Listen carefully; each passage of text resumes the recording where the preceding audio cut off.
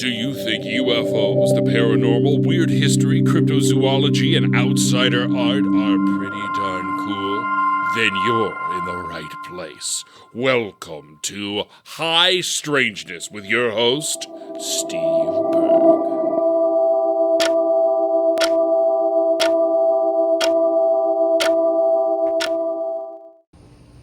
The video version.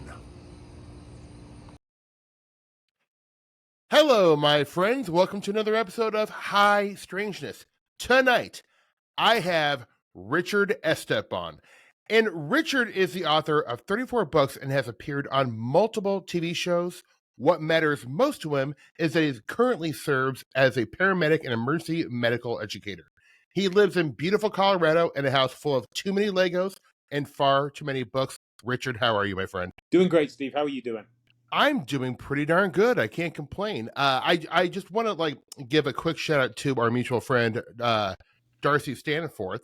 Yeah. She introduced us, and she's just, first off, I'm sure, as you know her, she's one of the true wonders of the world. Like, funny, smart, and just the kindest soul of all time. Force of nature. Probably a serial killer. Let's start that rumor. She'll end up on the cover of one of my future books. Yeah, that's exactly right. Wouldn't that be a huge turn? If she already dresses in black already. The clues are there. Clues are there. That Victorian dress, Right. Giving ghost tours. God, now that I think about it, is Darcy a serial killer? You might be right, Richard. The conspiracy theory starts here. Okay, let it be known. This is ground zero for the Darcy Stanforth serial killer conspiracy. Mm-hmm. Great. I'm glad we hashed that out. That's out of the way. That's great. But we were just talking before we started that you live in, I don't want to dox you, I'll just say Colorado. Yeah. But how long have you lived in Colorado? Because I am detecting a British accent. Yeah, I moved out here in 1999. Literally got off a plane. The first thing I did was go see The Phantom Menace on the big screen. So that really set the tone for disappointment for my first month there. But I fell in love with Colorado, and I really love this state. It's gorgeous. Yeah, you picked well, I think. How did you end up choosing Colorado? Was that just like, I want to be close to mountains, it looks beautiful, let's give it a whirl? And I really want a high cost of living. No, it was right. It was because I worked for an IT company. I won't name them, but let's call them BMI. And I did some computer networking, had the opportunity to come and out. I'm still here. So yeah. I thought I would be coming for 6 months, maybe to a year. Life took some turns. Then September 11, 2001, we all know, what a bad day that was. I'd wanted to be involved somehow with making my community a little better, so I joined the fire service. They sent me to EMT school. I ended up flipping careers to emergency medicine, and here we are. That is quite the flip from IT to, maybe, at least in my perception it is. Maybe they're very similar jobs, but I guess you're diagnosing problems.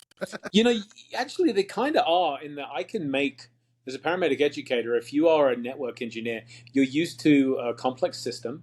One's based on carbon, one's based on silicon, right? But you're used to certain markers, certain ranges, certain thresholds, how data flows through but whether that information is nervous impulses, ones and zeros, hormones, the concepts are similar. I maintain I can make any good medical provider a network engineer and any good network engineer a medical provider by just changing the specifics. Wow. What if you're just an out-of-work actor like me? Can you make me either one of those? I can make you play one on TV, probably. There we go. I'll take it, man. Let's remember Hugh Jackman played a hacker in, was it Swordfish? Yeah. So, there's hope yet. Good point. So I read in your extended biography on your wonderful, beautiful website. And first off, 34 books. Yeah. And you have like a full-time job. I'm not really sure where. Do you sleep? So you don't sleep, I'm guessing. I write 1,000 words a day, rain or shine. So I always tell people, because I give classes in writing books and publishing and so forth, the one page of one book is on average 250 words, right, Steve? Mm-hmm. So people tell me all the time, I'd love to write, however, I don't have the time. And I ask them, are you on Facebook? Usually they are. Instagram, yeah. Twitter or X. You know what? Screw it. Twitter. I'm going to die on that hill. I don't care. Me too. TikTok, all that stuff. They're on social media. They send emails. I'm like, you have probably put out 250 words across your social media by noon. but you don't have time to write a page, huh?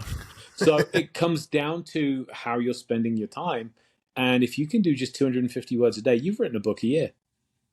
That's wild. Now I feel foolish because If it I've makes been you like, feel any better, man, I know people that run like triathlons, and I'm like, I've always wanted to run triathlons, but there's just all that exercise thing in there, and they're like, yeah, hey, one step, man. If you run so many, it's the same principle, right? You eat an elephant one bite at a time.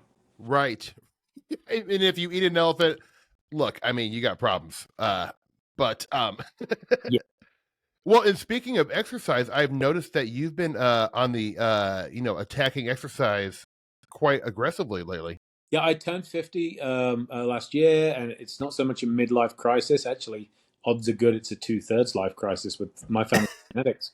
But I love working 911 on an ambulance. There aren't too many paramedics that are in their 60s, and so rather now I'm staring down the barrel of that. I am trying to not just lengthen my life, increase my health, all that kind of thing, but make sure I remain functionally useful. Yeah, Dick Van Dyke has been a great inspiration. The guy that said he continued to dance to stay out of a nursing home, to stay on his feet, to stay self-sufficient. One of the best measures I learned of life expectancy or meaningful life expectancy is the ability to get out of a chair without using your hands for support, to stand up using only your legs. So I want to keep that functional ability as long as I can, Steve. good for you. God, you've like already. I'm like writing down 3 things of how I needed to like start integrating them into my life. And 250 words. Get moving, get your body moving, because it's hard to investigate the paranormal when you can't, Yeah. zip zap around really quickly. So there's 25 words. You've written 10% of your page already. Look at you. Look, I'm a full-time writer now, basically. Essentially. The pay sucks, but the hours can be good. The crippling anxiety, not so much. Yeah, I don't love that. I don't love that. I think I already have enough of that on my plate. But Richard, let me ask you this question. And I know it's a pat question that you've probably been asked 1,000 times, but it is asked 1,000 times for a reason. Because I do want to know how you got into, being so intensely interested in this stuff that you've written 34 books.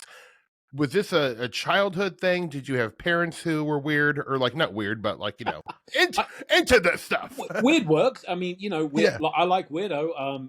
John Tenney and Jessica Absolutely. and Toad have led the charge to reclaim the word weird. Let's be fair. Yeah, they've rescued it. I am weird. So I grew up as a pretty lonely kid who most of my friends were in books. You know what I mean? So I would, rather than be out playing soccer or whatever it was, I would mostly be found like reading Tolkien, those kind of things. So it's an old truism that a lot of writers write the things they want to read. And I grew up reading books by guys like, I don't know if you've heard of Peter Underwood. It's a tragedy, and it always kind of saddens me when Americans haven't heard of him, because he's the quintessential old school British ghost hunter. This man, he looked like a supply teacher. He had like a tweed jacket. He usually had a pipe. He would wander around, these old manor houses looking for the archetypal lady in white, puffing on his pipe and raising an eyebrow. And I'm like, this is so cool, these ghost stories, And I read his autobiography. He wrote something like 30, 35 books himself, still in print, still available here in the US. I know Amazon has them digital and physical. So although he's no longer with us, he was an inspiration to me. I was the kid that checked all of his books out of the library. Harry Price. So, Peter Underwood was my gateway drug. Harry Price. There were some American books as well that I checked out. And books are my jam. They always have been. Yeah. There was no paranormal TV back then, which some would say was a good thing. You had to go read. And so every night, under the covers with the flashlight, reading the ghost stories and thinking I would love to visit these places like these people do. Right. And now I do, and people pay to read over my shoulder. God, isn't that beautiful? Was like as a kid, because I, going through your book catalog. Yeah. You've written on not just ghosts, but other things as well, obviously. So were you into just kind of like the whole paranormal spectrum, UFOs, cryptozoology, ghosts, obviously, psi phenomenon, so on and so forth? Yeah, I sure have. I was into all that kind of stuff. I remain into that kind of stuff now. I'm not as well versed in it, but I mean, living in Denver, the number of questions I get asked about the airport alone. Oh, yeah. So, and things of that nature. So I've written books on UFOs. When I've written non-paranormal stuff, it usually is because a publisher said, hey, would you be interested in this, which is tangential to what you do? So Mm-hmm. I wrote some paranormal books. One was called The Horrors of Fox Hollow Farm, which was about a serial killer's haunted house. I wrote about the John Wayne Gacy haunting. I wrote about the Villisca Axe murder haunting. I had a publisher that said, how would you like to do true crime? No ghosts. Would you like to do some stuff on serial killers? I said, sure. The same publisher now has me doing books on ghosts for them, which is great because I'm working on a book about great hauntings for them where I get to revisit some of those childhood favorites, But yeah, I love the idea of going on an adventure, bringing the reader along with me, and not that it's about the money, but as long as I break even, Steve, I'm happy, Yeah. I make enough money on my writing to go to the movies alone. But it pays for itself. It brings me a lot of joy. And so, I just have a book coming out next month on World War II history. Oh, wonderful. I'm a Civil War nut as well. And I always like to say, come for the ghosts, stay for the history. Right. How many cool haunted places did you go to where, nothing happened, but you had just some incredible experiences walking in the footsteps of men and women that came before us? That's, that you bring up an interesting point because I do think I was never into traditional history growing up, but when I really started I guess a couple decades ago, delving deep into UFOs and all this good stuff. Yeah. You have to, at a certain point, start understanding the history of the era, the location, and just the societal impact these things had. So you become a historian, maybe a weird historian, if you're doing it right, I think. Yeah, I think that's true. And you also have to wonder how our own weird history is going to be looked upon by future generations. We're kind of blazing that trail now. Yeah. Let me ask you this question. And this is just a dumb American's perception. But when I think of, I guess there's two British authors that have been very important to me. Jenny Randall, who wrote about UFOs. I love Jenny. And Colin Wilson. I grew up reading a lot of Colin Wilson books. And Colin Wilson, just I've seen him interviewed a bunch. Any interview you can find, there's a documentary about him. But I love him as a personality too. And he has this kind of distinguished air. He might wear a scarf and, he's just so wonderful. But in my weird American perception, I look at paranormal researchers of the UK as much more distinguished and serious and as opposed to in America, while there are serious researchers, there's a lot of yahoos. I think there are in the field in general. So Jenny Randall's, must have read, I believe the Die Fed Enigma and books like that. She had written about a lot of Welsh UFO cases and British UFO cases, which unfortunately are obscure. Great writer, great investigator. So I have a lot of respect for Jenny Randall's. Colin Wilson, the occult, is books of his. But I actually, I'm standing on Colin's shoulders, so I hope he's not too tired wherever he's at, because he wrote that classic book Poltergeist, which broke the case of the Black Monk of Pontefract. And of course, I co-wrote the Black Monk of Pontefract myself 4 years ago, and I got to move into the Black Monk house when. So Colin had brought that case to the forefront. It is the backbone of his book on poltergeists, and I owe him an incalculable debt because as a kid, reading his book about that case scared the crap out of me. And I walked into that house for the first time, and I was genuinely freaked out, not by poltergeist as such, but all of those childhood memories came flooding back of having read Colin's book and read his account of the case. This cowled 7-foot apparition emerging from a wardrobe in the bedroom I was sleeping in. And Colin paints such a good picture with words. The guy was a great writer. Incredible, yeah. Incredible. So, love Colin Wilson. And didn't he write the novel? If we're going to go obscure, let's go all the way. Didn't he write the novel that the Tobey Hooper movie Life Force was based on? Space Vampires. I have heard, it's, oh God. And it's a different, is it Space Vampires? Is that the name of his book? Yes, I believe. I feel like I've heard that, and I don't know if it's true, but I want it to be. You know what? I'm going to ask Dr. Google while we're talking. Ask Dr. Google. Well, it's interesting because I remember I had like a cousin, and like a cousin by marriage, and he was a little bit older than me, but he lived in the Yeah. UK. He was British, and he said he was part of a forwarding society. And when he described like what they did, he's like, "Well, we were table tipping the other night," and I'm like, "Oh, that seems so like gentlemanly and distinguished." It was the space vampires. Yeah, I did not misremember. Life Force being one of the best, worst movies of the Yeah. 1980s, Yeah. But I'm sorry, you were saying. No. I'm talking about like just the. I guess, is there a different like approach? Like, because you are an investigator yourself. I know you investigate for your books, but did you start out as an investigator and then start writing, or had that? Yeah, I started in '95. My first book was published almost exactly 10 years ago, in 2015. So I did a couple of decades where writing a book never happened, and I never thought that I would really write a book, let alone this many of them. So I really enjoyed. So if you go back to 1995, we had not won the Geek Awards yet. It was not cool to be into Marvel. You could not walk into a store and find Superman, Wonder Woman, Captain Marvel pillowcases and stuff. If you were into that or ghosts or whatever it was, heaven forbid, fantasy novels, Tolkien, you were a weirdo. You were a nerd.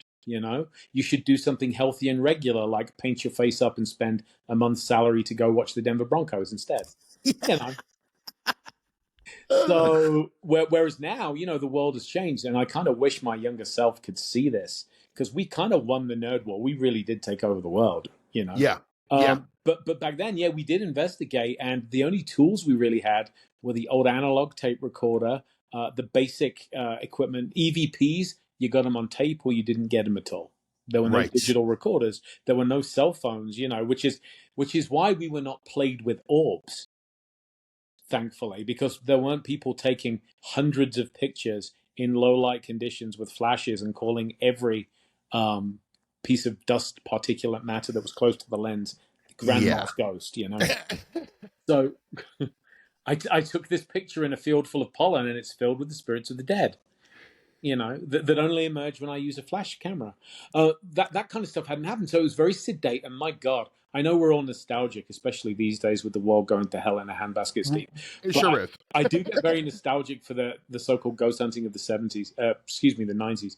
We would go to these old historic places or residential help cases. We would seal the doors with tape to keep out drafts and rule out human interference. It was very old school. We had no digital boxes and gadgets and things of that nature. So it was a different world. And, honestly, I know it's fashionable for every generation to say, well, back in my day, things were better. It definitely, there wasn't the hysteria. There wasn't the so much of the drama, and there wasn't a demon under every bedstead either. Right. So like, I have done very little investigating in terms of like ghosts. I've joined a couple groups, and I absolutely love it. I definitely don't know what I'm doing, but does anybody really? No. But and the more certain they are, the more of a distance you should keep from them. Right. That's my law. If I can have one Estep's law, that would be it. My kind of desire to work with somebody is inversely proportional to how certain they are that their answer is the right one. I wish you would tattoo that on my back, because I mean, I don't want to say preach that, but I always say, if you meet anyone with totally fixed beliefs and they tell you what any of this stuff is, run. Yeah. Yep. And also, like, I also just too think, like, when you have fixed beliefs about things, especially stuff in the paranormal, then you kind of stop learning, and that's not good either. No, absolutely true. I mean, we're all guessing, we're all in the dark, and my favorite people in this field are the ones that are willing to say, I don't know what's going on. Here's what I think's going on, and here's what I found, and here's what I base that hypothesis on. However, I'm not sure, and neither should you be.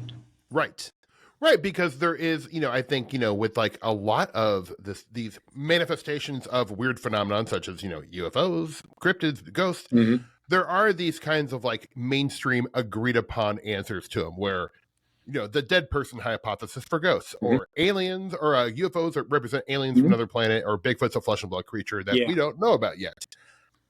And I can't remember what my question was about that, but well, we were talking about certainty, though, right? So why why don't I tell you about some people I killed? Please. So when I became an EMT in 2002, I graduated EMT school.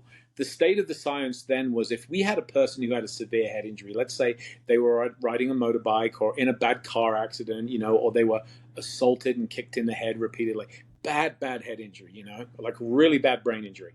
The prevailing medical science at the time said that we should breathe for them at an accelerated rate. So Right. most people breathe at 10 to 12 per minute as an adult. Kids a little faster, up to 20. So right now, at least, if I have to breathe for somebody like that with an ambu bag, a bag valve mask, I will breathe at a rate of like 10 per minute. Back then, we were told bad head injury, we want to hyperventilate them because that brain needs more oxygen. And so we were taught, every medical textbook from 20 years ago, you can check this, said that we should do this. So we ventilated people twice as fast as we normally would if they had a head injury. And we were killing them because what we didn't know was that when you put in those high levels of oxygen, you wash out carbon dioxide. You need a certain amount of carbon dioxide in the brain because it works to keep the blood vessels at about the right level of dilation. Right. So it made sense to us. Doctors wrote this stuff. The science of the time, before we had the studies to go against it, all the science of the time, Steve, said it's probably beneficial to ventilate these people at an accelerated rate. And I try really hard not to think about the number of people that I followed the science, followed, the guidelines, cutting edge of medicine, and ultimately I helped hasten their demise. Because this is how medical science works, When I went to Paramedic Academy in 2009, day one, the doctor running it said, hey, so 50% of what we'll teach you in this academy over the next 10 months is wrong. We just don't know which 50%. And that's the history of medicine right there. Wow. So we do best practices because this is how science works. And by the same token, what we know as a fact, ghosts equals dead people, right? It's so commonly accepted, most people don't question it. Right. 20 years from now, we could be pointing back and laughing at this idea. So, right. Yeah. Right. Yeah, it is interesting because just like, I think probably what I've researched and read about the most is the UFO phenomenon. And you can definitely see where, like, growing up in the 90s and 80s, when I was reading these books, it was like, except for John Keel and Jacques Vallée, it was, 99% aliens from the, Pleiades star system or whatever. But now you can see a real change where now people, and it's not necessarily a good thing, but people are like, well, maybe they're demonic or maybe it's interdimensional. And now minds are being opened, not necessarily in a positive way, but you can see, like you kind of said, 20 years from now, maybe we'll have a different idea of what ghosts are. Go back to Adamski, Isn't it interesting that back in those days of those source of contacts, as they were called, all of them seemed to come from Mars and Venus, which were perfectly terrestrial. Remember when Venus? I'm young enough, old enough, Steve, to remember having textbooks that showed Venus as this kind of lush tropical paradise. This is the 1970s because we hadn't sent any probes there. Right. So, we believed that there might be life on Mars and life on Venus. We sent probes there, and all of a sudden the contactees were saying, turns out these guys are actually from further out in the solar system. They have bases on Jupiter. They have bases on Saturn. We sent probes out there. Turns out that they actually are based at Alpha Centauri and the nearest stars. And of course, how this is going to go. By the time we finally get there, they'll be from further afield. So the phenomenon always seems to be one step ahead of our current technological level of understanding. Mm-hmm. And I think that's remarkable in and of itself. It defies an easy explanation, as well as it should. Yeah, it's self-negating just when you think it, you have a handle on what it is. Mm-hmm. It's going to show itself in a whole new different way, why don't we see flying saucers anymore? It's it's interesting. It does feel like it's just the next technological jump away from human beings, Yeah, remember the Victorian airship flaps. Mm-hmm. Strange that we don't see any phantom airships anymore, right? Right. I wish we would. I would love to see a wooden flying dirigible. Yeah, I would be down with that for sure. I would much rather see a wooden blue police box that's bigger on the inside, but you can't have right. Exactly. Well, Richard, I want to get into just some quick fire questions, not necessarily quick fire, but some questions about some of your books. You had this book called Haunted Longmont, which is Longmont, Colorado. And I personally love books that focus on one geographical area because it's such a good way to learn about a place, and then it makes me want to visit. Yeah. Because that's my idea of a great vacation, is visiting a place with a lot of weird history. Me too, man. Me too. And as we were mentioning before this, I spent a lot of time in Fort Collins, Colorado, which is basically those not far at all. What, 30 minutes? Yeah, if that. Yeah, right. So can you, I was unaware that Longmont has a weird haunted history. Do you mind, sharing a little bit about that? It sure does. It has some pretty cool things. And so Longmont, Colorado is a place a lot of people really haven't heard of, right? It's not that famous for anything, but it is, I don't mind saying, my adopted hometown. Mhm. So I felt uniquely that I wanted to tell its haunted story. So one of the things that fascinated me was that the first true air disaster of the jet age, the first terrorist air disaster, happened over northern Longmont, when a guy went to Denver's airport with Stapleton Airport. Right. His mom was flying back home after visiting him. This guy bought insurance on his mom at a kiosk at Stapleton Airport, packed her off with a gift for dad, which was ticking. And 7 minutes out of Stapleton Airport over North Longmont, the plane exploded, showered bodies down all over what is now Walmart on the north end of town.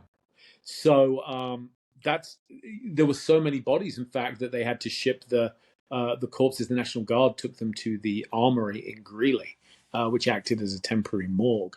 So that's a particularly tragic piece of history, but the Dickens family of Charles Dickens fame has roots in Longmont. So we have our Dickens Opera House and Dickens Manor.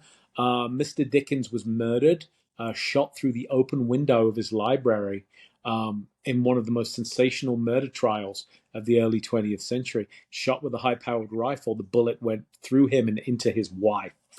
And the shooter had waited, it's believed, until she came into the library to try and kill them both with one shot. Dickens' son was found guilty, overturned the murder conviction on appeal, and disappeared off into the sunset, never to be seen of again. He was the only one really with a credible motive for that murder. Whoa. So Mr. and Mrs. Dickens are buried here in Longmont, and several buildings bear their name to this day. That is why, because Longmont also is not a big place. It's actually growing pretty heftily. Is it? So yeah, it really is expanding. I mean, we have 6 fire stations. I work out of most. Oh my God! Yeah, it's way bigger than I thought. Longmont has gotten significantly bigger of late. Right. Well, it's that California expansion. California people just yeah, that's the stereotype, right? California coming to Colorado. I was just in California a couple of weeks ago, just kind of reversing that a little bit. Yeah. Spending a weekend on the Queen Mary. Delving into the history and haunting of that magnificent lady. Yeah, I once stayed the night there, and I hit my head so hard in one of those like little doors, because the doorways are small, and I think I concussed myself, so I haven't been right since. Yikes! Well, what a cool place to do it. Yeah, right. Yeah, it's beautiful. It's fun to visit the Queen. Did you have any action? So, not really a ton. Some, I would say some. I was most excited to get into the swimming pool because, as a child growing up, hell, I was a young man. In the 90s, there was a TV show, I don't know if you recall seeing it, called Sightings. Oh, yeah. I loved it. And so Tim White did the whole thing with that medium, Peter James. And he would go to the Queen Mary, the swimming pool, the stories. That pool is now it's locked down, but we were able to go in there and spend some time in the pool, and that just was a huge bucket list item for me. Oh, that's great. I'm so glad. How'd you like Long Beach? I didn't get to see much of Long Beach because there's enough of the Queen Mary to explore. I did not leave the ship. I didn't want to. How long were you there? I was there for 3 days. 3 days in the Queen Mary? I barely scratched the surface, and I'll be going back in a couple of months to do more research. But, I mean, just getting down into the bowels of the ship, the engine room, those kind of places, seeing where the boilers were. I was just in heaven. Really well. Oh, that's so great. Can you say what you're researching this for a book? My favorite amendment, Steve, is the 5th. Yeah, there you go. I will back off on that. Sticking with the Colorado thread here, a researcher I've been reading I've read a lot of his books and Mhm. just kind of followed his career. Is a guy named Christopher O'Brien who, Yeah, yeah, he St. did Louis, the San Luis Valley stuff, right? absolutely fantastic books. Yeah, And I was great guy. wondering if, being a Colorado researcher, have you gone down and visited Crestone and the SLV? I have not gotten down to spend any time there. So Chris O'Brien was nice enough. I wrote a book called Colorado UFOs, Mm-hmm. which was very kind of Denver area centric. And I reached out to Chris because I'd read his I believe it's three, San Luis Valley books, Yep. and he allowed me to interview him and pick his brain and give some, because he's the expert. Like, Yeah.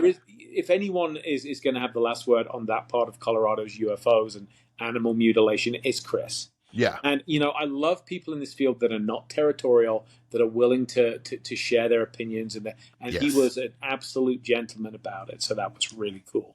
Yeah. But Colorado seems to have this UFO thing going on. Have you seen the story this week out of Red Rocks? I literally, right before we got on, I just saw it. One of my friends posted it, and I was like, what? Yeah.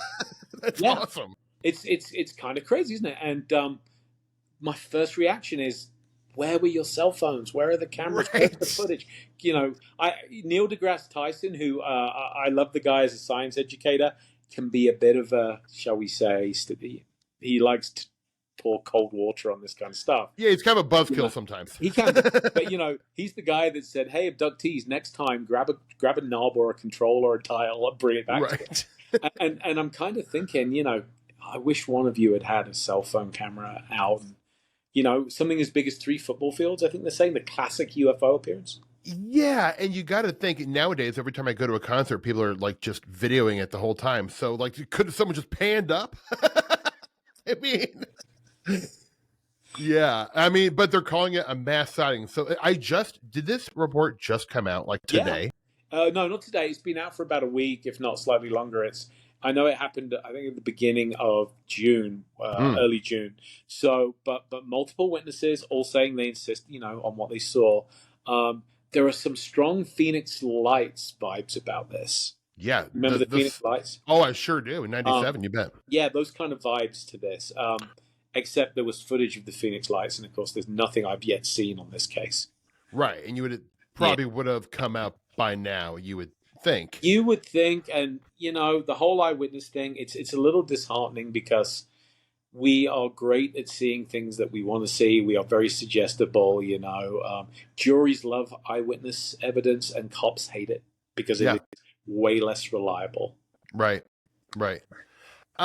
Going back to Crestone and St. Louis Valley really quick. Sure. There is, I went and visited that place about 2 years ago, and it really is, it's breathtakingly beautiful, but it's one of the most, especially in America, one of the most desolate, out of the way places. There's no post op, there's no male working person. There's not a police station for 45 miles. Yeah. But this is one of the metaphysical epicenters of North America. There is all these shrines and ashrams all over the place. Mm-hmm. And it just seems like there is this pull of weird spiritualism in modern times, and going even back to the indigenous people, they called it the Bloodless Valley because they would send shamans there with no weapons. You weren't allowed to bring weapons there. Right. But there is this history going way back about this place. And I just kind of want to get your take on, obviously you probably don't know, but what do you feel about certain geographical regions just having more, being able to precipitate this kind of phenomenon more? I do think that certain areas have those reputations for whatever reason. I mean, in the UK, Glastonbury, for example, you hear about Glastonbury Tor and things of that nature. And of course, it's usually at this point in the conversation, someone introduces ley lines and those kind of concepts. I'm open to the possibility, but I also think you have to be careful. I mean, one thing that I looked at as I was working on a book project for next year was the Bermuda Triangle, because I found myself wondering, you never really hear about the Bermuda Triangle being a thing anymore. Right. So I looked into it, and I looked into the shipping logs, and it turns out that particular stretch of ocean is no more hazardous than any other parts of the high seas around the world. Statistically, you are no more likely to disappear in the Bermuda Triangle than you are, off the coast of Newfoundland or whatever. Really? But yeah. So perception counts for so much because Bermuda Triangle. You say that everybody knows. It Uh-huh. conjures up those images. The lost flight of naval aircraft and things like that. The ships that disappear without a trace and so on. So Charles Berlitz, of course, really gave us that concept and cemented it in the public consciousness. But how much is perception, Steve? How much is misperception? And Well, that's interesting. So you're saying like any other shipping line has a history of just as many accidents and yeah, I'm saying, and the place to look for that is look at the maritime insurance companies, because thinking about it, you would need to underwrite higher rates if you were going to travel right, through the Bermuda Triangle, right? Except right. you don't. The data is very clear. It's some of the most heavily trafficked waters on the globe, and they are considered no more or less hazardous than anywhere else. Oh, I have never heard that. You just kind of blew my mind. It's kind of disappointing because it's kind of it takes a little bit of mystery out of the world, I think. But by the same token, better to know Oh yeah. than you know. Yeah, I love new information. This is great. Well, we can put that to bed. Bye bye, Bermuda Triangle. Unfortunately, Unfortunately, it's nice knowing you. Um, I also want to ask you another Colorado theme. You wrote a book about the Denver Botanical Gardens. Can you yeah. give me a little taste of what that's about? Oh yeah, absolutely. So one of my favorite movies is Poltergeist, Oh yeah. the Tobey Hooper Spielberg, and that iconic scene where the bodies are coming out of the ground, the house is coming apart, it's being pulled into the next realm, and Steve Freeling's boss comes by, and he's just the quintessential bureaucratic weasel, Yeah. And Craig T. Nelson has that great line, like, "You son of a bitch, you moved the headstones, you didn't move the." It's so good, right? Yeah, it's great. But it turns out that there's some truth to that. It happened more often than we would like to think, especially in the US. And one of the places that happened was in Denver, because the original Denver Cemetery was placed situated in what is now the Botanic Gardens. And what they did was they hired a contractor to move the denizens of the cemetery before they turned it into a park, Cheeseman Park. And this contractor, to save money, was having his crews exhume these bodies, and he got to save money by cramming multiple sets of remains into one coffin. So he Ooh. was breaking off arms and pelvises and stuffing them all in for maximum efficiency, and it became a scandal to the point where they shut down this operation. There were people walking by complaining that they were seeing just sets of bones. Grandma was laying there in the hot sun, just bleached bones, waiting to be taken care of properly. So the municipality basically said to people, if you have a relative buried here, you've got a month to come get them, and then we are turning this into a park.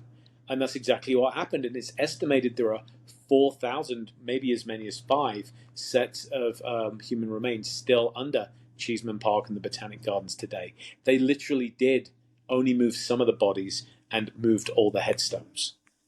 I have a million questions. First off, I can't believe people are like, "Hey, yeah, you have a month to come move your Uncle Frank. Come get it, or whatever." But also the fact that God, that is like capitalism personified. Where it's like, well, just like break off the bones and put them in one thing. Perfect. Like it's. I mean, from a spreadsheet point of view, it makes perfect business sense. It's just horrifically inhuman to do. It's so American. But I mean, we see that. We see many examples of that today, right? Oh yeah. And what happened was that Denver had expanded so quickly that it was kind of encroaching upon the cemetery, and they did not want that constant reminder of death so close to the center of Denver. So they did, create another cemetery, and they relocated some of those occupants, but many of them are still there, to the point where, now the most every time they're digging for utility lines or anything of that nature, Cheeseman Park or the Botanic Gardens, they will often hit bones, and they will stop and they'll call law enforcement, and there's a procedure where a very bored law enforcement officer will come by and say, "Yep, this doesn't look like a serial killer has just been operating in the neighborhood." They'll fill out a form, and that's pretty much it. They'll be back to work within a few hours. So it's a known thing in that area.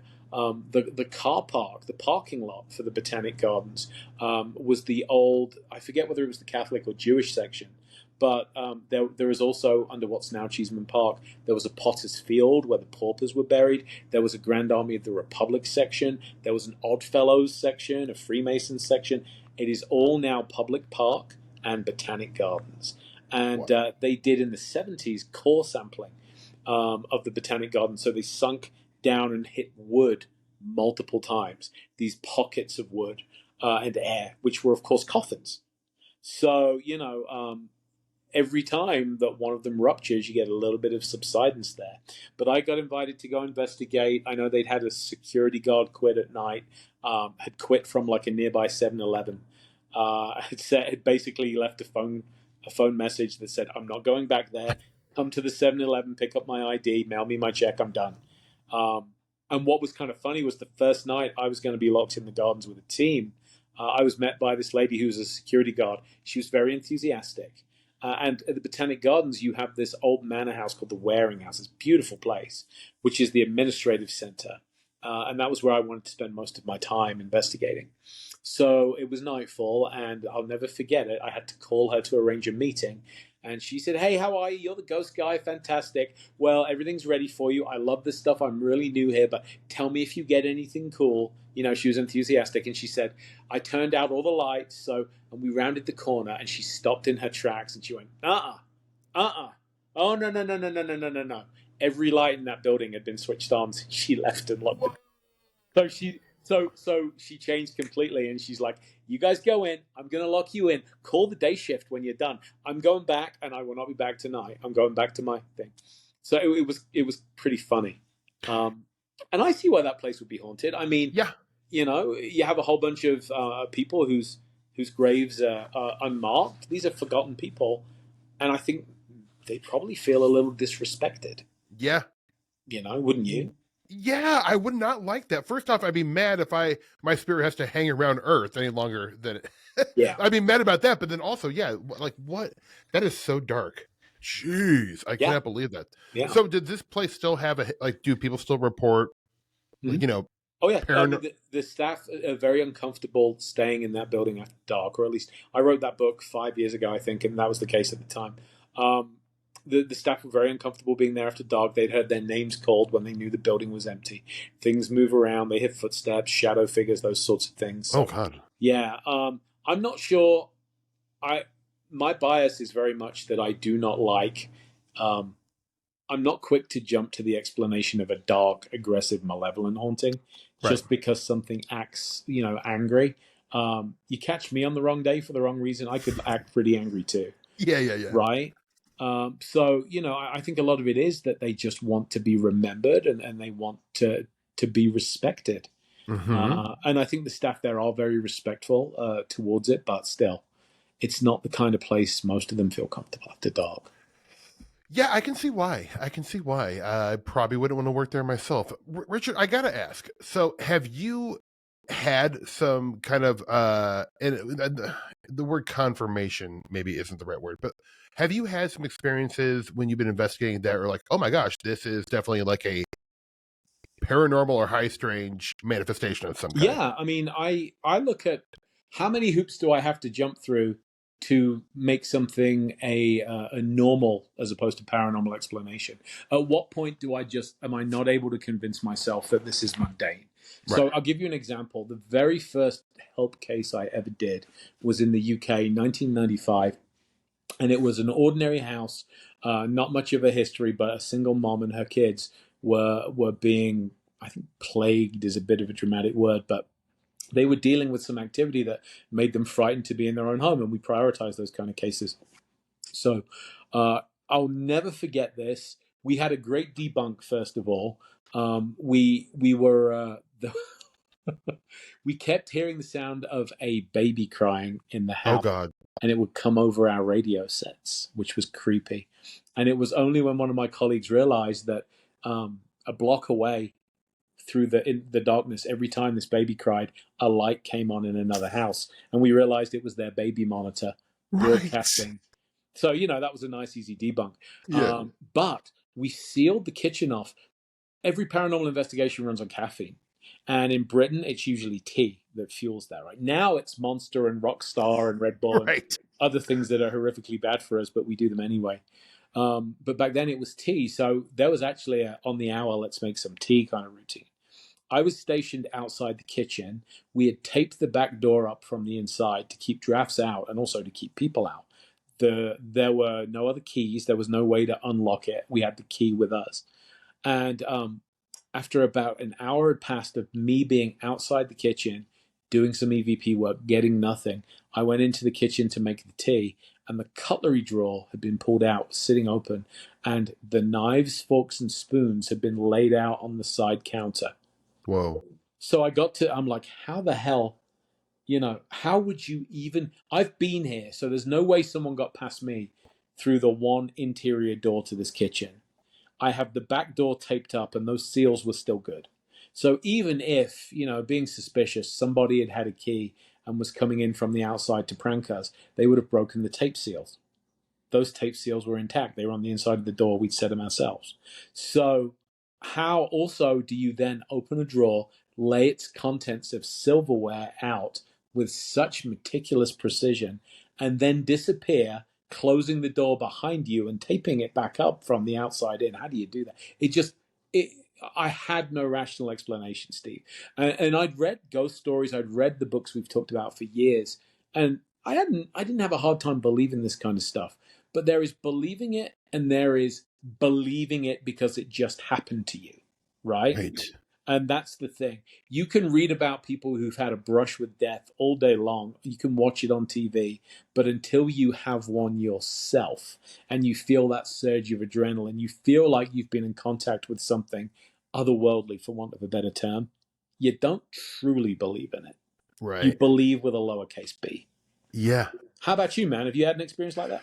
No. I mean, everything that has been even kind of weird, I can kind of rule out in a mundane explanation. So, no, I really haven't. I mean, I've had a couple of very interesting things, but I'm still like sorting them out in my head. I can't it's nothing worth telling, really, But I hope to, because I would like to believe with a capital B. I that's a great way of putting it. By the way, I'm gonna use that, and I will credit you.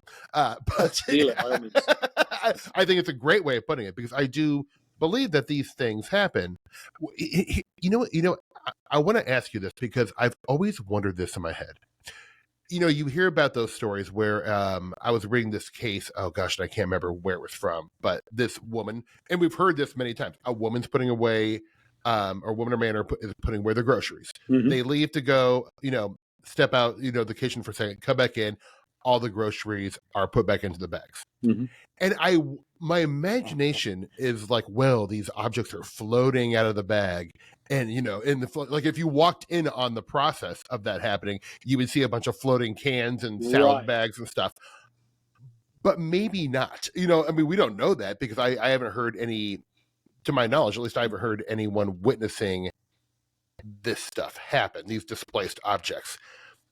I mean, have you, or like I wonder if it's just something where it's put away in the drawer and then it materializes somewhere else. Because you feel like you'd hear the jingling and jangling of silverware, right? You were very close to this place. I want to go back to that movie, to Poltergeist, that great scene in the kitchen with the chairs. I love that scene. And it was a practical effect. It was done, off camera. So the scene in which you kind of cut away and then you look back and the chairs have all been stacked by the ghost. Yes. And was there this Disney-esque fantasia, like swirling of chairs, or was it just done? Yeah. The thing that I struggle with these days, Steve, is we have Americans now. Everybody now, actually, I just said Americans because I live here, but we are on camera more now than at any other point in human history. You go to an ATM, you're on camera. You walk into a building, you're on camera. You drive through the street, you're on camera. I walk my dog tonight, I'm on camera. Ring doorbell, cell phones, everything. Where is that just indisputable knockout, unassailable piece of video footage? I'm not talking about the kind of thing that occurs on some shows. I'm not throwing shade, but I always do wonder, why were you filming in your motel room at 3 a.m., sir? That's a very odd thing to do. Right. Where is that truly compelling piece of footage? Because you would think that as the number of continuously recording cameras has exponentially increased, the amount of truly anomalous footage should have too. And yet it hasn't, has it? Right. No. What's going on with that? Yeah. It's almost as if this stuff is camera shy. Yeah, and can't be like ever fully documented. Like like it's one of these things that just defies the scientific method, and that's probably why it will never be fully respected and considered to even be a possibility by science. Maybe. I think it's all about frame of reference, and there's a certain arrogance, especially in the realm of physics, about declaring that these things don't happen because they can't happen. So, as a medical professional, I always like to think in terms of the X-ray. So, let's go back, you and I, just as a thought experiment. Let's go back in time, 200 years. Know what? Let's go back 161 years to Gettysburg, Pennsylvania. Because right now, 161 years ago, the Battle of Gettysburg, day one, right? Thousands of men, soon to be tens of thousands, are dying, they're wounded, they're bleeding. There are doctors. There are doctors that would just love to be able to assess them for broken ribs and other kinds of injuries, if only they could see inside their chests and abdomens without cutting them open, right? Right. What a fanciful idea that is. It sounds almost like science fiction, if you believe in such things, It's ridiculous. Fast forward not even 30 years, and we have the rudimentary X-ray. Go 40, 50 years after the Battle of Gettysburg, physicians are using X-rays on a regular basis, right? This was magic with the frame of reference of 1861. It's new and cutting edge in 1901. It is absolutely mundane in 2024. So our frame of reference dictates all this kind of stuff. And I always like to wonder, what will our descendants, what will our great-great-grandchildren consider mundane that to us is as magical as an X-ray would have been in 1861? Oh, well put, sir. Wow, 5 points a word to you. That's wonderful. That is a great way of thinking about it, because I tend to kind of like think that with the UFOs and the paranormal and all this stuff, that it is potentially an unknowable thing, and then that the mystery is the point of it. But what do you think? Do you think like in 100 years we'll be like, oh yeah, UFOs are just a manifestation of our collective consciousness, and blah blah blah, whatever you want to the answer to be? Do you think there is like an answer that humans will one day have to it? Part of me wonders if we are inside the box observing the phenomenon in the box with us. A lot of it depends on that, right? It depends on where we're standing in relation to the phenomenon. And so I'm not entirely sure. I mean, there comes a point when you enter the waters of faith.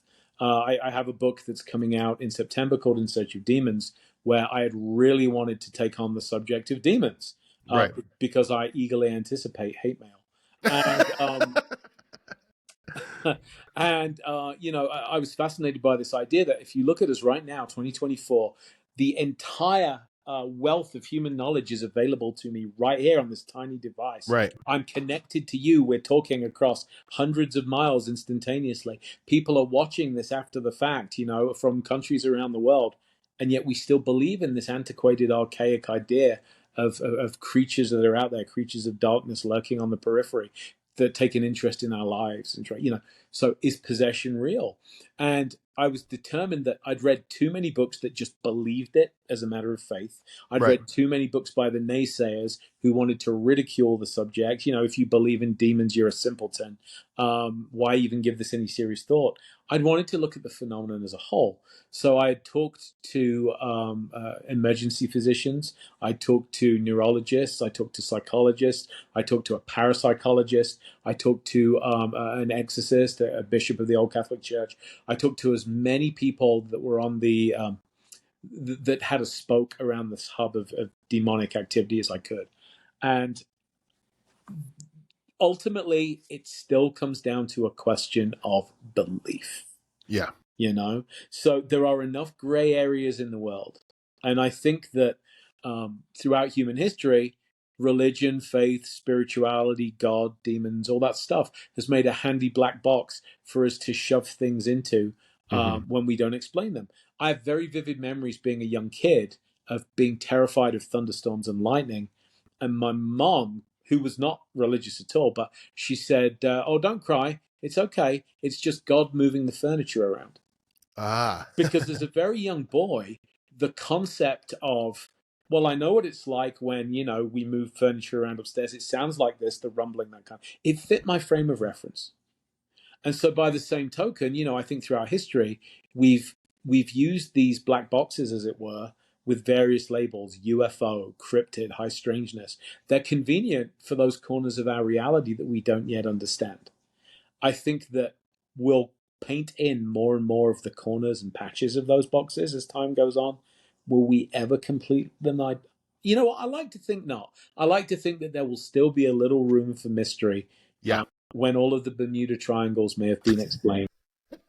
I'd like there to be a little mystery left in our world, Steve. I agree with you, because I do think mystery is important, even to like personal evolution. Like, I say this, and I'm not like 100% serious, but mystery is kind of what gets me out of the bed in the morning. Obviously, I have to, work and, do the routine, pay my bills and stuff. But like, mystery is what excites me, Richard. Yeah. Like it really is. It's like I always like when people say they're bored. Oh, I'm bored. I got nothing to do. It's like, I think when you're into this stuff and so deeply like committed to like chasing mystery, how can you ever be bored? You're echoing one of my very favorite authors, a man called Terry Pratchett. I don't know if you've Sure. All right. So Pratchett, of course, is known for taking death. Death is the greatest character I think Pratchett has in any of his novels. And Death has this great line. He's the great commentator on the human condition, right? He looks at us and he talks about the things that are strange. And he said, humans, I paraphrase, but humans are so remarkable, such incredible creatures, that in a universe of such wonders and such magnificence, you have created boredom. And he's absolutely right. Right. I There agree. is no reason to ever be bored. I agree. There is wonder. There is magnificence. There are new things to learn all the time. New adventures to go on. I would like to die with my hiking boots on. Yeah. Off on the probably in some old rundown haunted town or a place like that. But that's how I would like to die. Either that or crushed by my increasingly teetering to be read book pile. Yeah.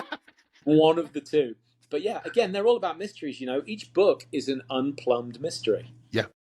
So that's wonderful. I want to just hopscotch back a couple paces, because I've always wondered, like when I think of the word demon, right? It's kind of like almost like the word monster, where it's a catch-all for many different things. And it, depending on the religion or set of beliefs, you kind of skew it. You can use demon to describe any kind of dark force, I guess, within your belief system. Is that right? Or is it like a Christian-based thing? Like, I don't really think I understand actually what a demon is. Is it a very vague thing? The D word has like religious Christian connotations, right? Yeah. But it also has been used as a catch-all. And I was kind of reminded of this. One of the books I'm working on involves a town called Harriman, Tennessee. And it's a haunted hospital book, but Harriman is famous as the home of the temperance movement in the U.S. Mm-hmm. So they have a historical marker, and I'm a sucker for a good historical plaque. Give me those all day long, those blue signs. Yeah. And when they set Harriman up, they declared that this town will be free from the demon drink. It turned out they demonized alcohol. And I'll tell you something, as a 911 paramedic, you go into any emergency room in the United States on a Friday or a Saturday night, 50% of the people are in there with alcohol as a factor. Wow. Because they were assaulted by someone intoxicated, because they are intoxicated, because they were hit by the drunk driver, So right. in many ways, alcohol is a demon, right? Mm-hmm. We talk about our own personal demons. We wrestle with our demons. Mental illness, as a diagnosed depressive, I've used that term and I've seen that term used. We all talk about having demons. And I think it is a term that can be applied to anything that is negative and insidious. Okay. I was interested in whether they literally exist. Yeah.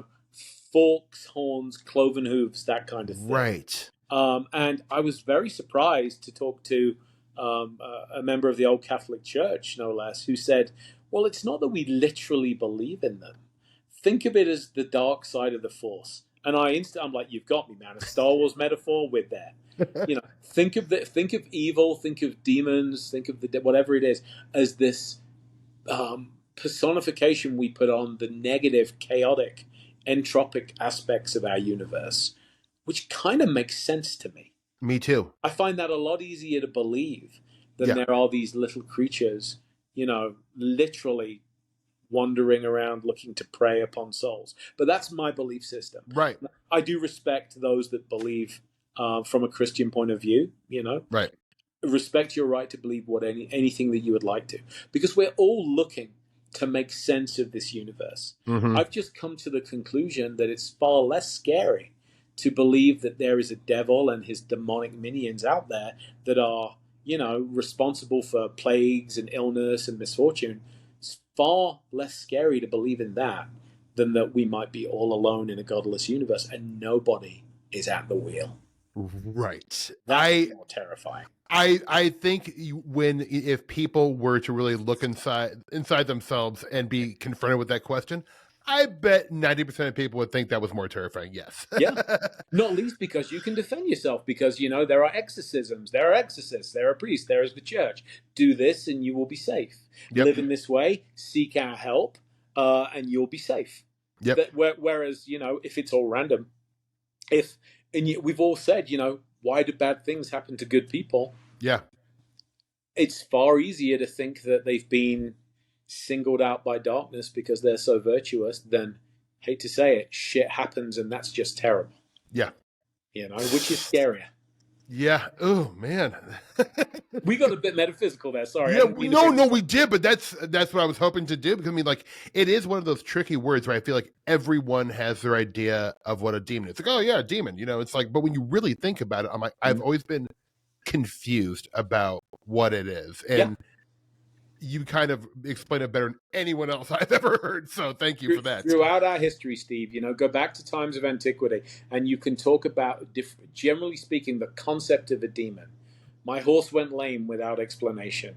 Demon, right. My wife died at 21. Demon. Yep. I've buried all but one of my kids. Demon. Yeah. It's a way to make the senseless make sense. It has been for millennia. Right. And so, because like John Keel, who's one of my favorite authors of this stuff, he considered himself a demonologist, not a ufologist. He was like, I'm a demonologist.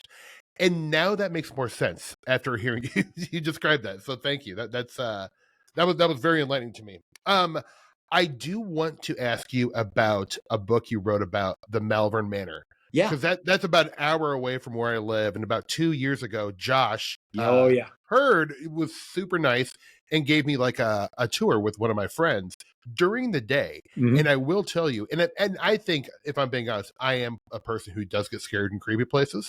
Yeah. That place, it was 1:00 in the afternoon. It was 95 degrees out, sunny. Yet he gave me a full tour of that building.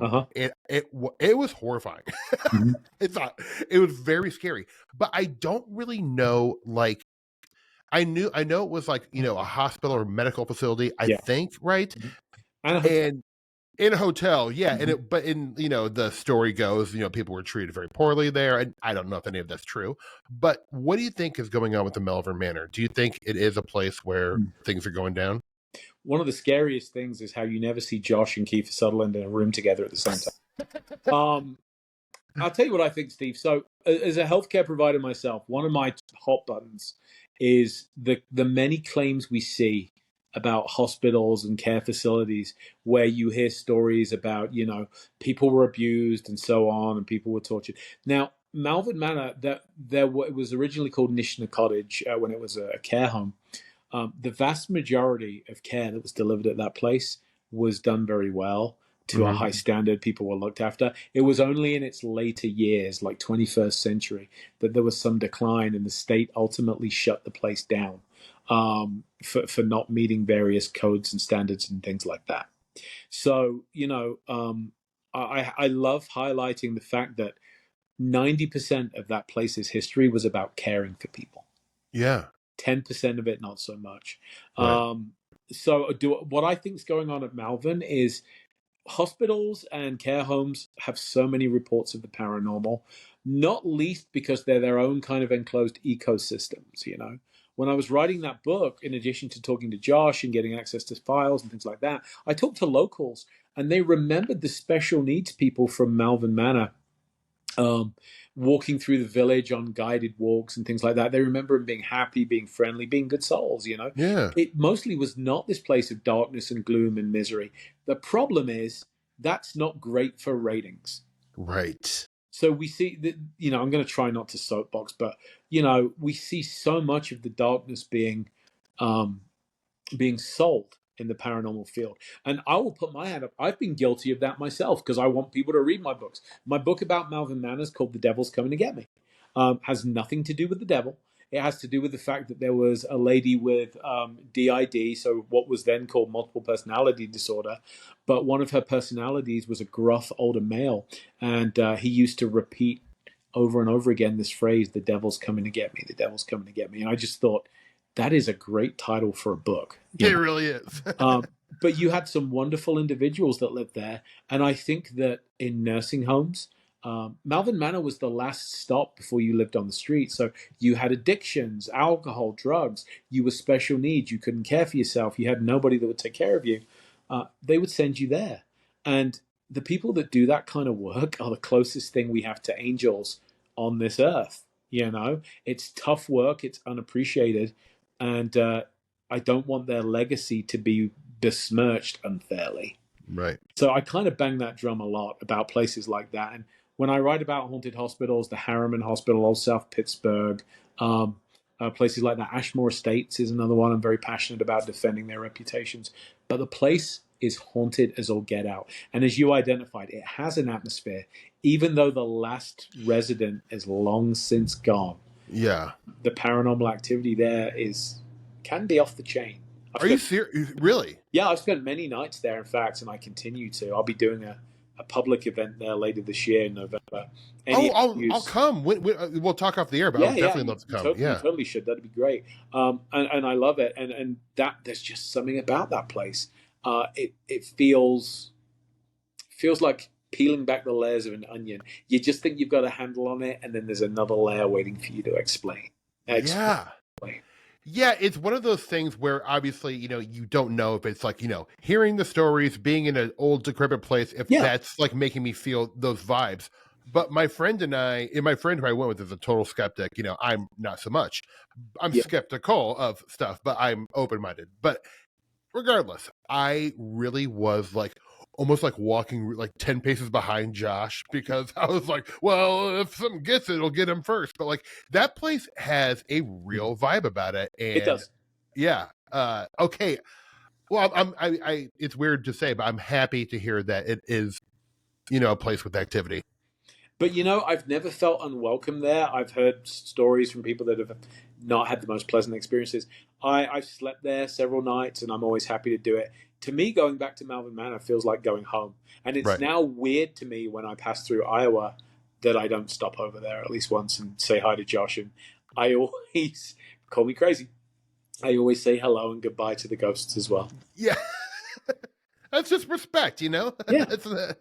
I think they appreciate that. This is kind of, you know, going into like the investigation thing. I hate using the word process is so overused, but I don't, for lack of a better word, I don't know what else to call it. But like, what is because you're an experienced investigator. You've been doing this since, like you said, 95. What is your process to investigating? Like as you're driving, like walk me through it even as you're driving to the location, like what's going through your mind? Because I want to start doing this more, and I'm just like curious about tips and stuff like that. So the first thing, and this comes from hanging out with detectives too much, the first thing is you have to consider the claims that are made about the place, and you have to look at who benefits. Whenever it's a location that is renting itself out, whenever money is changing hands, you should be skeptical. And that's not to say that there aren't ethical location owners out there. There are quite a few of them. You know, it costs money to keep the lights on and to keep the doors open and the roof in repair. But you do have to ask, you know, like some places are a little more commercial than others. So always ask yourself, who benefits from this place being haunted? How much do they benefit? What is their agenda? Right. And then I'm often asked, like, what books do I recommend paranormal investigators read? And the one nobody ever sees coming, because, I have plenty of paranormal recommendations, but the one that I always tell people get on your bookshelf is one that, when I went through Fire Academy to become a firefighter in 2002, the Bible for building construction is called Brannigan's Construction for the Fire Service. Frank Brannigan was the guy that studied buildings. It's like 7th edition, because it turns out, as firefighters learn, it's not usually the fire that kills you, it's the building. It's the collapse, it's the way the building behaves when it's stressed. So you need to study how air moves through a building. You have to look at the type of construction. How is it going to contract and expand as the day gets cooler? How is that structure going to react to the colder air? Those creaks of contraction sound a lot like phantom footsteps if you're credulous, right? Mm-hmm. Does it always occur in the same space? Does it occur at the same time? I'm a big believer in getting to know the building and letting the building get to know you. I'm not a hunter by any means, but people that hunt have told me, a hunter goes out into the woods, wherever they're gonna hunt, and every bird stops singing because all the wildlife knows there is an intrusive presence there. Mm-hmm. What do? They settle in, they wait, they let the environment get used to them, they become a part of it. The birds start singing again, the critters come out, they no longer feel threatened, and equilibrium is restored, right?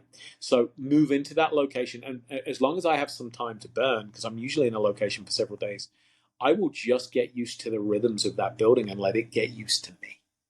That's very underrated. I want to know if there's a basement. I want to know if there is any running or standing water. I want to know where the utilities come into that building.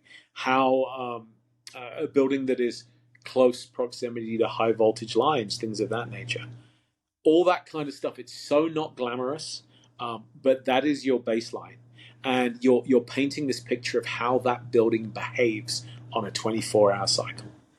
Wow, I love that, and that is something that I never would have thought about.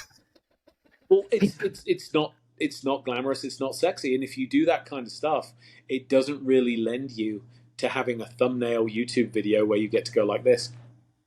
Yeah. My night of hell in the manner of death. Right. But it is absolutely essential groundwork. And it's only when you get to do that kind of stuff and you have an understanding of your location that you can then say, I think I know what's normal here. Now let's look at what might be paranormal. Right. You go through medical school, any level. You learn about what the body is like when it's well, homeostasis. You learn about that before you ever go near diseases, right? Mm-hmm. If we started all of our medical education with illness, disease, and injury, but didn't have a baseline for what was healthy, that would be kind of bass-backwards. And yet, that's how people get into the paranormal all the time. Right. They just want the dessert. They want the ice cream sundae right away. They do. Not everyone, but I think I blame those of us that have done paranormal TV for that, because we teach instant gratification. We and to a degree that's true of my books as well. One of the great things about writing books is I can cut out the hours of boredom with 2 sentences. Right. And so things progressed without any further developments for the next 6 hours, and then. Yeah. You know what I mean? But most folks don't want to live that boring 6 hours, and I don't blame you. When I write, I've lived them for you, so you don't have to. But TV's the same thing. We set this expectation up that on a 43-minute TV show, you're going to have X number of jump scares, X number of spirit box hits, EVPs, whatever it may be, and that sets the expectation that if I go to a haunted location for a night, I should have all that stuff, right? Yeah. When in reality, some of those shows will, at least the more reputable ones, will film for days. And what you're really watching is a highlight reel. Yeah. You're so right. And sometimes those 6 hours that you spend that you leave out of the book probably are very informative to you. You're still learning, even though they're mundane and boring. Yeah, probably. Absolutely. So when something does happen, you're aware of it, Yeah. I had a door open on me at the Fairfield, a cabinet door open on me at the Fairfield Inn in Gettysburg 6 years ago. And I almost jumped out of my skin. It was like, holy crap, that's Hollywood. It just opened itself. Yeah. And then I closed it and I'm like, let me retrace my steps. And I realized that when I hit a certain floorboard, a man that weighed at the time 309 pounds, I put enough force on that floorboard. it popped that door open. It was a simple vibration mechanics thing, you know. Wow. And I went through the logs in that room. In the room, the owners had left logbooks for guests to write their experiences in. 6 of them, I think it was, had said the same thing. Cabinet door opens itself. Creepy. This place is haunted AF. You know, I'm like, it might be, but that ain't a symptom. Right. Right. So, yeah, that's the kind of stuff that it's not glamorous, but it's the bread and butter of the serious investigator. Oh, this is such good stuff. Oh my God. I love hearing this. I do want to ask you because you have been on quite a few paranormal TV shows, Haunted Case Files, Haunted Hospitals, Paranormal Revenge, Paranormal Night Shift, Yeah. and more. And I'm curious to find out, like, what is that like? You know, like, obviously you're an investigator, but like when you're having to do it for TV and, you know, you have suits to appease at the network. Yeah. Like, how does filming a paranormal TV show, like, work? Well, I have a very special title on my shows, and that is Man with Opinion. Yeah. I wish they'd do that. Richard Estep, opinion holder, you know? Yeah, Because right. really that's what everyone is on these shows. I know that a red rag to a bull is to say paranormal expert, right? Right. Because everyone will jump on board and it's like, there are no experts. And that's almost true.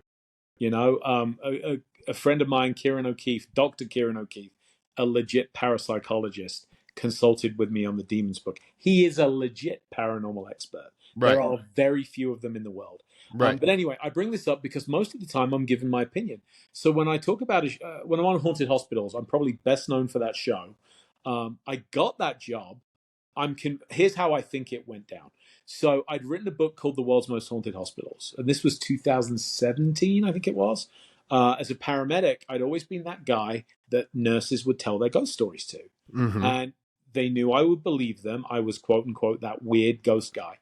So I'm like, we should write these down. I'd love to write a book about, you know, healthcare related hauntings. But anyway, that book came out and they were coming up with the show Haunted Hospitals. I'm convinced they just Googled Haunted Hospitals, saw my book cover. It's low hanging fruit, right? Call that guy. So they called me and offered me a spot on the show as an opinion holder. They do call us experts. Again, we are opinion holders.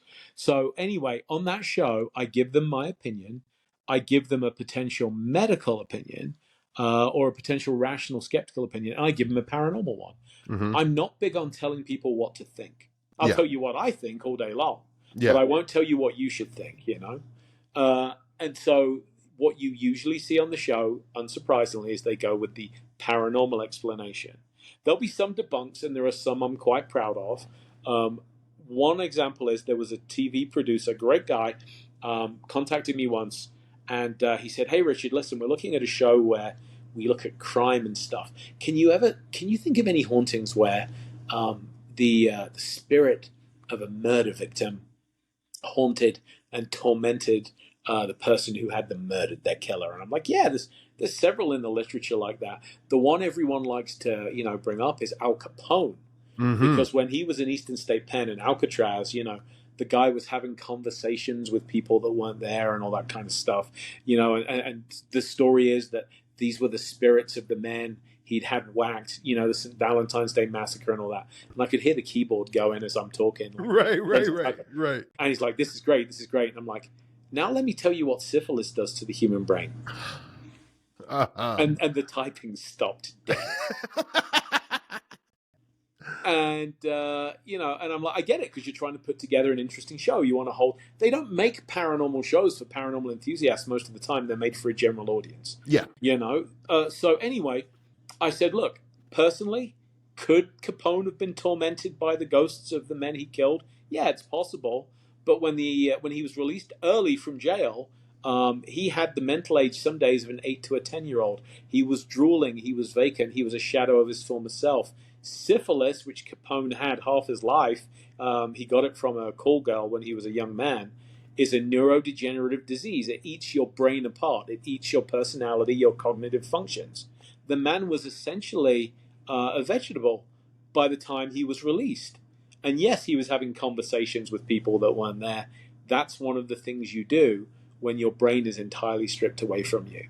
So you go with which explanation works best, and thanks very much. Yes. So that's kind of how it works. And Yeah. to their great credit, the people that make shows like Haunted Hospitals, they've asked my opinion on certain things, and I've said I don't find this credible. I don't. I think this is a little over the top. It's hard for me to believe this is a paranormal, and it's gotten sidelined sometimes. You know, That's great. yeah. And there are other times they're like, "Well, this is the story. You know, we are going with this," and I give them my opinion. And the show that you see is basically one of the potentials that I talked about is cut into the show. Wow. So yeah, a professional opinion holder is how. Yeah, that's a great. And I hope they fix the Chiron and give that to you in your next show. You deserve it. It doesn't sound great, does it? But I mean, aren't we? I like it. When it comes to this field, we are all opinion holders. Yep. Right? Let's not give ourselves airs and graces. Just because some of us end up on camera, I don't care.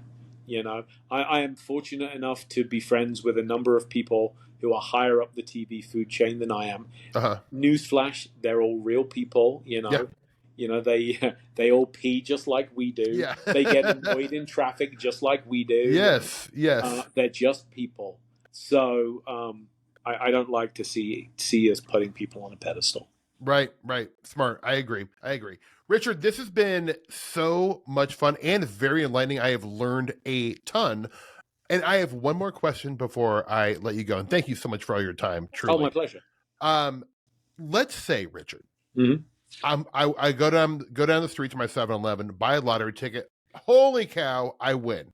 Mm-hmm. And I give you a call. I'm like, Richard, my man, I want to send you on your dream paranormal investigation. You don't have to write a book. You're just there to enjoy, investigate, do whatever you want to do. And if you want to write a book, great. Where would I be sending you in the entire world? The White House. The White House. Yeah. Great answer. Firstly, I'm going to lock the doors and keep everybody out because I could do, even in my own crazy stuff, I would do less damage than either of the possible candidates. But leaving that aside, never talk about religion and politics. I love it. Right? But leaving that aside, you know, I am a huge Abe Lincoln aficionado, and I've heard the stories about Lincoln's ghost appearing, scaring Secret Service agents. I would spend nights in the Lincoln bedroom. Churchill, famously, is supposed to have seen Lincoln's ghost in there when Churchill was in a bathtub. Really? Yeah. Supposed to have seen Lincoln disappear right in front of his eyes. So that being said, here comes Mr. Skeptic. Churchill was a great raconteur, and he never, you know... Yeah. Well, he wasn't sober all that often. No, I was going to say he loved to drink in the bathtub as well. Yes, he did. But for me, the White House, because, you know, I've heard a number of stories about... If you think about the trauma, you know, a building experiencing trauma, this is the building where Kennedy lived through the Cuban Missile Crisis, averted the end of all civilization. Yeah. This is the building where Lincoln looked out onto the lawn at the worst moments of the Civil War, when it seemed like everything was going against the Union, when this fledgling nation was falling apart. You know, what must that have felt like? Yeah. The amount of raw emotion and energy. You could reach out and cut the history in that place with a knife. Yeah. I would want to have unfettered access to investigate the White House. Wonderful answer. I'm going to go ahead and say that was the correct answer. So you win the grand prize. But Richard, fingers crossed I win the lottery. I'm going to start playing and just so I can sing at the White House. I like it, man. Let's do it. Let's do it. Oh my gosh. Richard, thank you so much for your time. This was so much fun. Before I let you go, can you please plug your website and where people can find more of your work? Yeah, absolutely. Come see me at richardestep.net. Happy to receive emails. Social media, Richard Estep Author on Facebook, Estep R on Instagram. And I never mastered TikTok because I'm old, but I am on there. So I do occasionally post videos. But you can find my books in bookstores. You can find them at all the usual online retailers as well. And thanks to everyone that has listened to this. And Steve, thanks for having me on. Oh, Richard, thank you so much. This has been a true pleasure. And I'm going to come see you in Malvern in November. Love it. Are you speaking there, or are you just there researching or investigating? I am co-hosting a public event. So it's one of those events where people can investigate with myself. Josh Hurd, of course, is going to be there as well. Yeah, and the Blumberg family from We Bought a Funeral Home, who are good friends of mine, they got the ghost hunting bug big when I investigated their home with a team. I have a book coming out about that haunting in August, and they're going to come experience Malvern themselves. So come ghost hunt with me, the Blumbergs, and with the low-rent Kiefer Sutherland, Josh Hurd. That is fantastic. Folks, you heard it. Malvern, Iowa is the place to be in November. Get there. I'm going to be there. It's going to be amazing. Richard, thank you so much, my friend. I hope you have a lovely dinner tonight if you haven't had it yet, or tomorrow. Thank you, Steve. I'm going to go put the kettle on, make a cup of tea. All right, my friend. Hey, everyone. Thank you so much for listening to another episode of High Strangeness. Bye-bye.